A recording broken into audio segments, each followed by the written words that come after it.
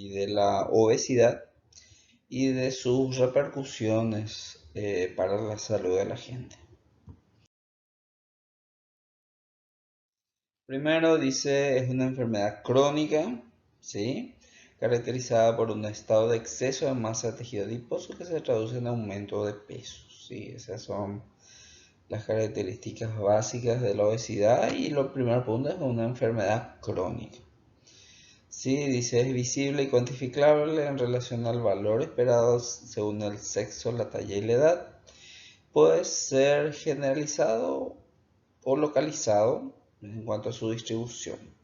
Dice que no todo aumento de peso se debe al incremento del tejido adiposo. El físico-culturista, por ejemplo, aumenta de peso, pero por masa muscular. Es cuantificable a través de dos parámetros, el índice de masa corporal y el perímetro abdominal. Y luego está la distribución que vamos a ver también. El índice de masa corporal es igual al peso sobre la altura al cuadrado. Entonces se calcula de esa manera. Tienes el peso del paciente y pones dividido su altura al cuadrado. Y de acuerdo a esos resultados tenemos estos valores, ¿sí? Tenemos que puede ser un índice de masa corporal normal de 18 a 24.9. Tenemos sobrepeso de 25 a 29. El obeso de 30 a 34.9. El obeso severo de 35 a 39.9 y el obeso mórbido mayor a 40. Yo lo máximo que llegué a ver en un obeso es un índice de masa corporal de 56, bien elevado, una obesidad bien mórbida. ¿Sí? Esto también se clasifica en grado 1, grado 2 y grado 3. ¿Sí? Así también se clasifica la obesidad. Bueno, y después tenemos el perímetro abdominal, ¿sí? Y aquí tenemos los valores considerados normales, 88 para la mujer y 102 para el hombre. Bueno, en cuanto a la distribución, tenemos que es diferente en el hombre, que tiene esta forma de manzana, es la distribución androide, que predomina en el tronco, ¿verdad? El tórax y el abdomen principalmente. Esa es la configuración androide. Y en la mujer tenemos la forma ginecoide, que es forma de una pera. Y esto es ¿por qué? Porque la mujer acumula grasa principalmente en las caderas, ¿sí? Es por eso la conformación. Pero también vemos distribución androide en algunas mujeres, así que eso también puede pasar. Bueno, y en cuanto a la distribución, esa distribución androide en el hombre, lo que predomina, ¿sí? A nivel del tronco, y lo que predomina es lo que dice acá, una gordura intraabdominal, ¿sí? O sea, aquí dentro del abdomen tenemos mucha grasa, y esta es una grasa que se le suele decir una grasa mala, ¿sí? Esto que vemos aquí, grasa mala, ¿sí? Que tiene sus efectos sobre el organismo. Y es más o menos así una distribución androide en el hombre, ¿sí? Y la obesidad tiene varias causas, ¿sí? Varias causas en realidad. Tenemos factores biológicos, ahí entran los factores genéticos, la predisposición personal, factores sociales, factores psicológicos. Y básicamente tenemos que esto surge de un balance energético positivo. O sea, vos, como dice aquí, tenés una ingesta elevada de alimentos, ¿sí? Ingesta elevada de alimentos, ¿sí? y una disminución del gasto de energía. O sea, vos no quemás todas las calorías que consumís. Y ese balance energético positivo, ese exceso de calorías que vos consumís se deposita como tejido adiposo, porque no se llegó a quemar. La obesidad dejó de ser solo un problema estético, un factor limitante de la capacidad física. Actualmente se asocia como principal factor de riesgo cardiovascular o desencadenante de diversas patologías crónicas. El tejido adiposo ha pasado de ser un órgano almacenador de energía a ser un importante órgano endocrino, ¿sí? Los órganos endocrinos son órganos que producen sustancias que actúan a otros niveles y vamos a ver lo que pasa. Entonces, dice acá, tenemos la obesidad como el factor desencadenante. La obesidad genera una respuesta inmunitaria que vamos a ver ahora y eso desencadena un proceso inflamatorio que lleva a la diabetes mellitus tipo 2, resistencia a la insulina y enfermedades cardíacas como la hipertensión, ¿sí?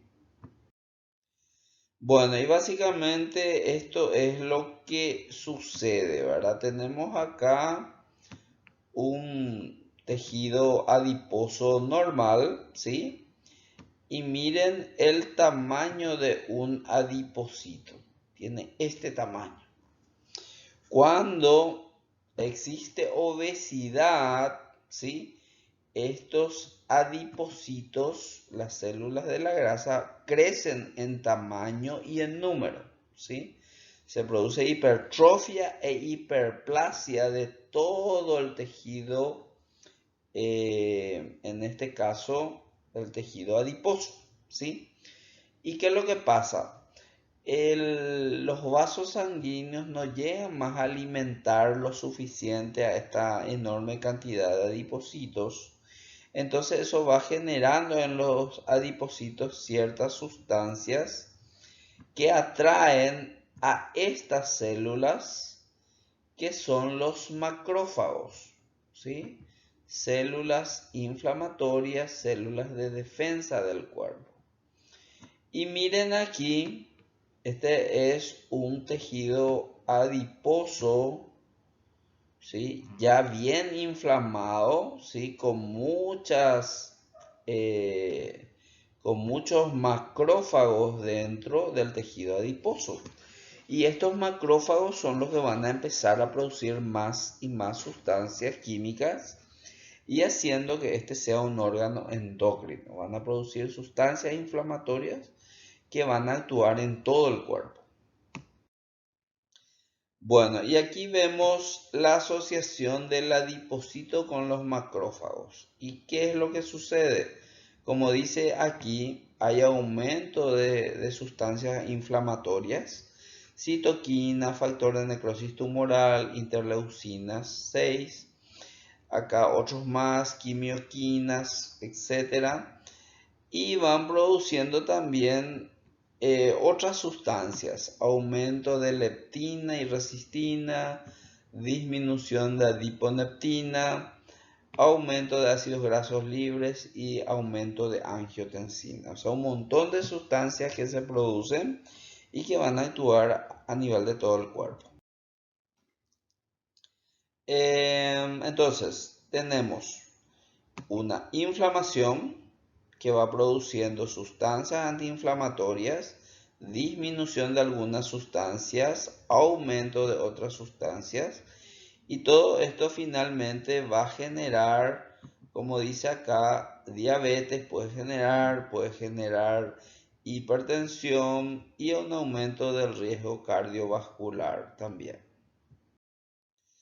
Lo mismo que ya vimos, ¿sí? Aquí que está influenciado por el ambiente y la herencia, hay hipertrofia e hiperplasia del tejido adiposo, ¿sí? Y aquí están el montón de sustancias que se van produciendo y que van afectando a distintos órganos.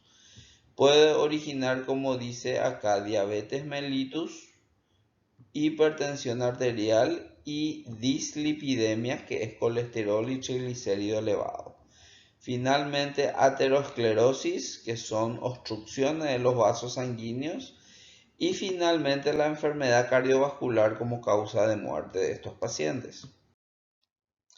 Y aquí tenemos la serie de sustancias que se van produciendo. Algunos aumentan, otros disminuyen, ¿sí? Aquí están cuáles son las células que producen, ¿sí? Aquí están sus principales efectos, ¿sí? Y lo que vemos en la obesidad. ¿Cuál es la respuesta en la obesidad? Hay sustancias, como dice aquí, que van aumentando, ¿sí? Pero hay sustancias como aquí que disminuyen también. Y todo eso tiene un efecto a nivel de todo el cuerpo, desencadenando enfermedades, otras enfermedades más graves, en este caso, como sería, por ejemplo, la diabetes y la hipertensión, ¿sí? Y finalmente, el principal problema son las enfermedades cardiovasculares, que generalmente son la causa de muerte de estos pacientes. Todo esto, por supuesto, muchachos, nace de una mala alimentación, de realizar poca actividad física, y eso tiene su trascendencia con otras enfermedades. En este caso son las enfermedades crónicas no transmisibles, diabetes, hipertensión, ¿sí? Que finalmente van a ser la causa de muerte de estos pacientes. Y bueno, hasta aquí llegamos hoy y continuamos la próxima clase. Muchas gracias.